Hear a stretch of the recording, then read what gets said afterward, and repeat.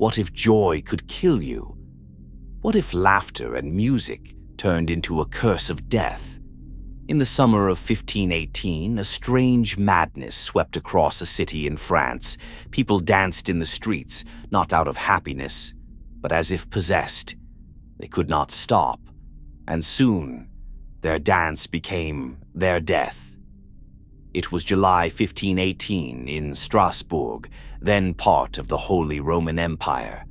The city burned under the summer heat. Streets buzzed with merchants, priests, and peasants, each carrying their burdens. But beneath the routine there lingered fear. Plagues, famine, and poverty had already broken the people. They prayed for relief, yet none came. In such desperation, the city was fragile, like dry wood waiting for a spark. That spark would come, not in the form of war or fire, but through a single woman and her uncontrollable dance. One morning, Frau Trophäa walked into the street. Her body began to move. At first, it looked harmless, like she was entertaining herself with a strange jig.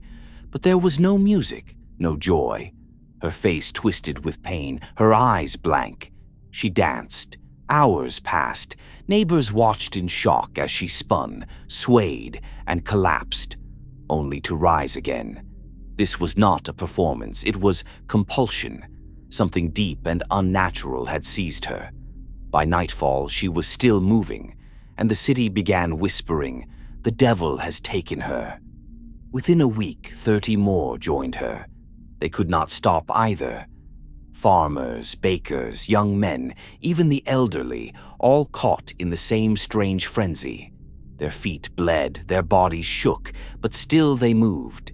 It was as if the dance was a sickness, contagious, unstoppable. The city leaders panicked. Was this God's punishment? A curse of the devil? Or simply madness? No one knew. But every day more bodies filled the streets, twitching and swaying like puppets on invisible strings. The frenzy soon turned deadly. Some dancers collapsed from exhaustion, their hearts failing under the strain. Others broke bones and tore muscles, yet still their bodies moved against their will. The crowd was no longer spectacle, it was horror. Families wept as their loved ones twitched to death in front of them. Yet the strange plague spared no mercy. The city realized this was no ordinary illness. This was something darker. The clergy declared it a punishment from God. They warned that Strasbourg had been sinful, and now heaven demanded penance through suffering. Priests organized processions, urging the people to pray, fast, and repent. But the dancers did not stop. Even inside the church, their bodies twisted in unnatural rhythm. The sacred walls echoed not with hymns, but with the sound of shuffling feet and desperate cries. Faith itself seemed powerless. The city council tried a radical plan. Instead of stopping the dancers, they decided to encourage them. Believing the frenzy could only burn out if indulged, they built a stage in the town square. Musicians were hired, drums pounded, violins screamed. The dancers were herded together like cattle, forced to move in rhythm. But the music only fed the madness. The crowd grew larger, the deaths more frequent. Strasbourg had turned into a stage of death. Rumors spread like fire. Some claimed Frau Trophäa had cursed the city. Others swore witches had poisoned the bread with hallucinogens. Whispered theories grew darker. Perhaps demons had entered Strasbourg, forcing souls to dance for eternity. Every night the citizens locked their doors, terrified that by morning they too would be dancing to death. One belief became dominant: the curse of Saint Vitus, patron saint of dancers. It was said that those who angered him would be cursed to dance uncontrollably. The church declared the plague a punishment from Saint Vitus himself. They prepared pilgrimages to his shrine, hoping to lift the curse. But while prayers rose, bodies continued to fall. By August, Strasbourg was unrecognizable. Streets echoed with screams and music. Families hid indoors, afraid to look outside. Children whispered about shadows dancing at night. Merchants refused to travel. Crops were left to rot. The city's lifeblood froze, consumed by terror. The plague had turned life itself into a nightmare. Centuries later, scholars tried to explain the madness. Some believed it was ergot poisoning, a fungus on rye bread that causes hallucinations. Others argued it was mass hysteria, triggered by famine, disease, and fear. But neither theory explained the scale or the deaths. Why did they dance until their hearts burst? Why Strasbourg, and why then? The mystery only deepened. The woman who began it all, Frau Trophia, vanished from records. Some say she died in the frenzy. Others claim she was taken away by the church, hidden forever. Her name became legend, but her fate remains unknown, swallowed by history. Strasbourg was not alone. Records show similar outbreaks across Europe, in Germany, Switzerland, and the Netherlands. Each time, hundreds were seized.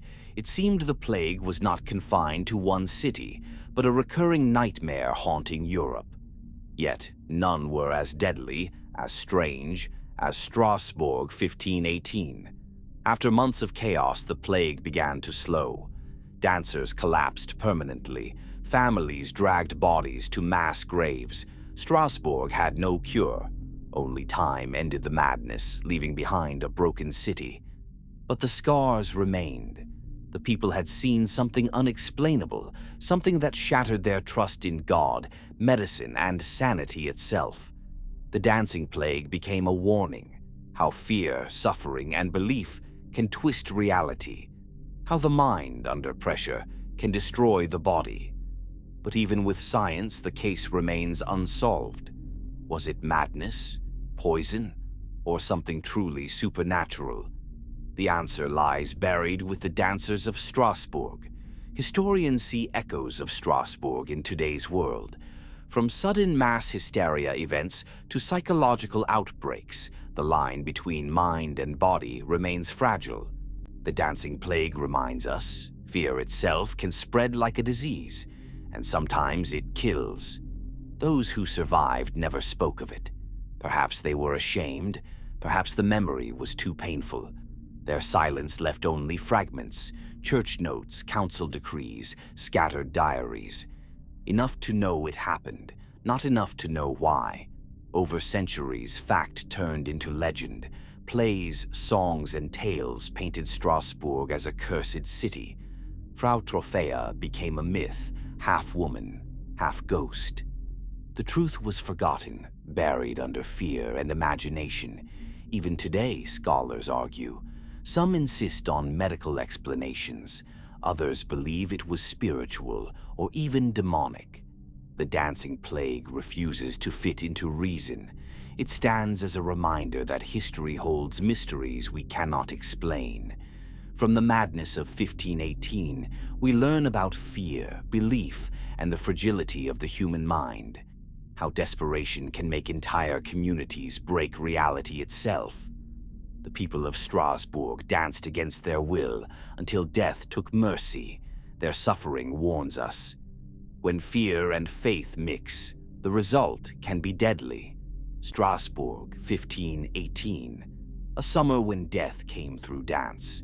Hundreds moved until their hearts gave out, victims of something we still cannot name. Their story lives on, a haunting rhythm echoing across centuries. A reminder that sometimes the deadliest plagues do not come from nature, but from within ourselves. And so the dance ended, not with music, but with silence.